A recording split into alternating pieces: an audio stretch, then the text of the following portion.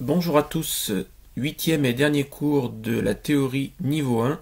Aujourd'hui on va parler du milieu marin.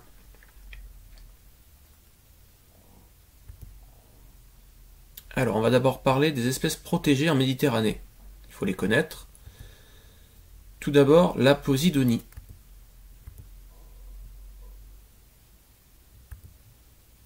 Voilà, c'est une plante à fleurs.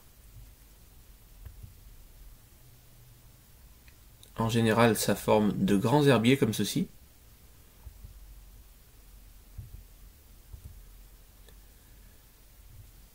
Alors c'est une plante, ça n'est pas une algue, c'est une plante donc ça a des racines et des fleurs.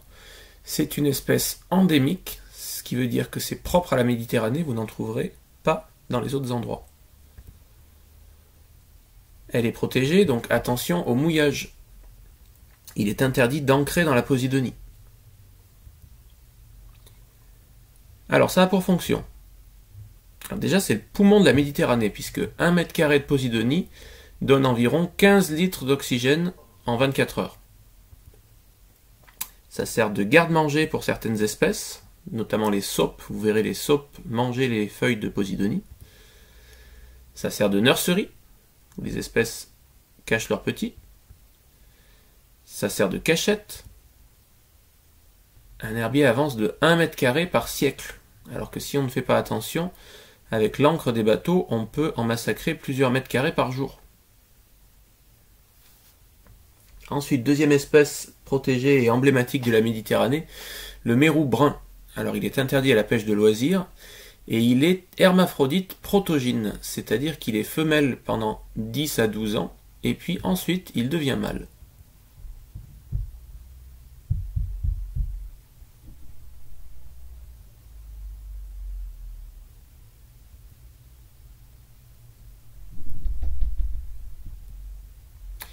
La grande nacre, qui est le plus grand bivalve de la Méditerranée.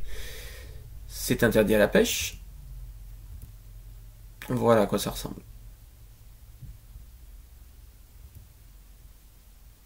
Alors malheureusement, depuis quelques années, il y a un parasite qui est arrivé d'Espagne et qui tue les grandes nacres, donc on en voit vraiment de moins en moins. Les dauphins.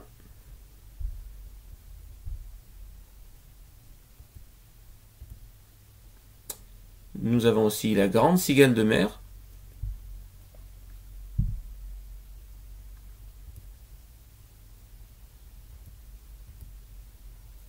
La patelle géante.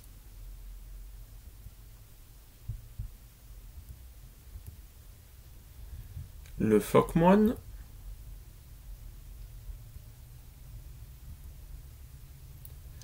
La tortue caouane.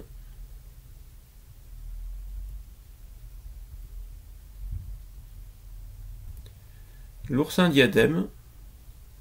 La seule différence avec un oursin plus traditionnel, c'est la longueur des épines. Donc très fragile, on en trouve de temps en temps en plongée.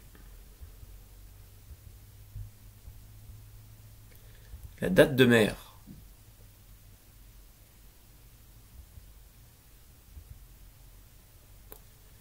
Ensuite, il faut qu'on parle de la charte du plongeur responsable, qui a été créée par l'association Longitude 181. C'est une association française, type loi 1901, qui a été fondée en 2002 par François Sarano, qui est drômois, et quelques autres personnes, grands noms de la plongée, notamment Vincent Hall, Albert Falco, qui a été plongeur et capitaine de la Calypso, le bateau du commandant Cousteau. Alors l'objectif de cette association est de promouvoir la découverte de la nature, des hommes et de leurs traditions, des richesses de la planète, de manière durable et équitable. Donc ça dépasse un petit peu la plongée, c'est né de plongeurs, mais ça va plus loin. Voilà la charte, je vous laisserai mettre sur pause pour prendre le temps de la lire en entier. L'idée c'est d'avoir le moins d'impact sur le milieu qu'on va aller visiter. Donc il n'y a pas que dans l'eau que l'on peut faire des choses, il y a les choix que l'on va faire avant, il y a ce qu'on va faire au retour de la plongée, et il va y avoir aussi ce qu'on va faire après la plongée, que vous soyez en voyage ou simplement sur une journée de plongée. vous allez pouvoir avoir un impact plus ou moins important sur le milieu. Si vous voulez en savoir plus, je vous encourage à aller sur le site de Longitude. Vous trouverez un PowerPoint qui explique la charte. Je vous montre ça. Voilà, vous arrivez sur le site de Longitude, vous cliquez ici. Ensuite, vous allez dans Nos espaces, Espace Moniteur. Vous descendez. Et ici, vous avez un diaporama qui explique la charte, soit en PDF, soit en PowerPoint. Donc je vous encourage à le télécharger et à regarder, c'est très bien expliqué. Ensuite, une fois que l'on est sous l'eau, comment approcher les espèces? La première règle, ça va être le silence. Plus vous êtes discret, plus vous aurez la chance de pouvoir approcher de près les espèces. Donc pas de bruit. Quand vous voyez quelque chose d'intéressant ou quand vous voyez quelque chose d'un petit peu exceptionnel, inutile de crier dans le détendeur. Faites un petit signe à votre guide ou à vos équipiers pour attirer l'attention, mais pas de gestes brusques, pas de cris, le plus discret possible.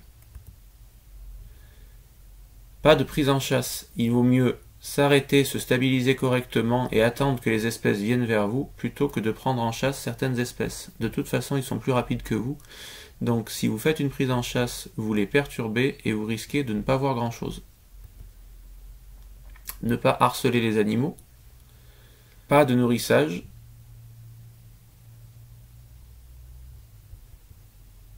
Et attention à la lumière. Donc quand je dis lumière, il y a deux lumières à prendre en compte. D'abord la lumière portée du soleil, si vous êtes par petit fond.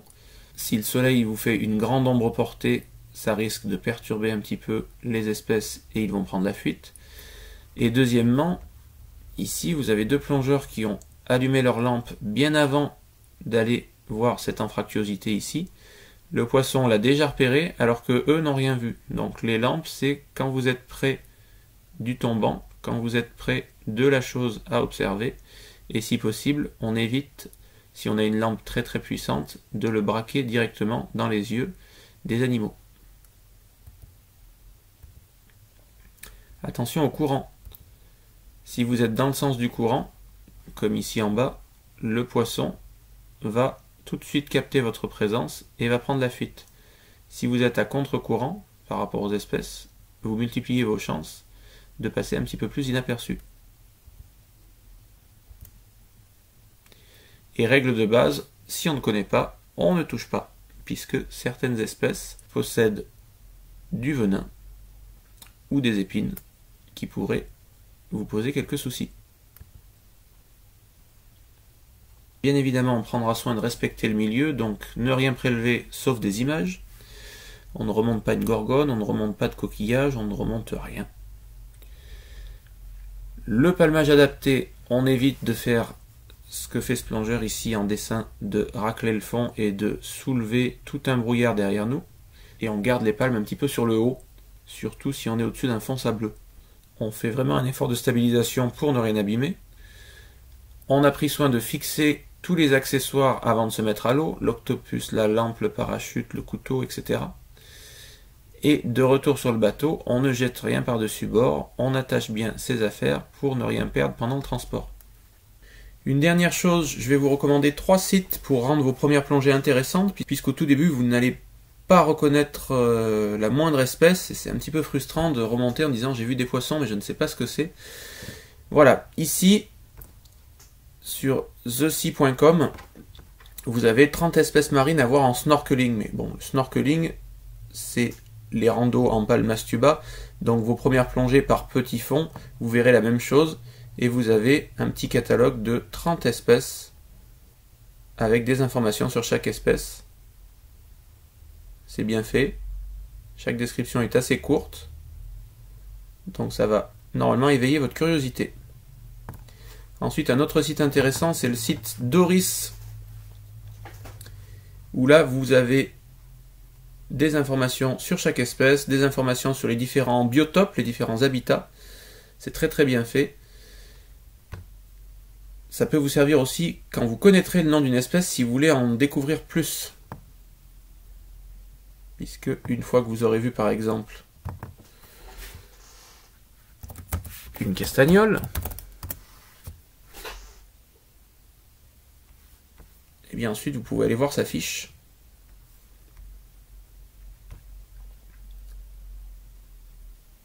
Et vous allez apprendre plein de choses, notamment où est-ce qu'on peut la trouver, ce qu'elle mange, comment elle se reproduit, etc., etc.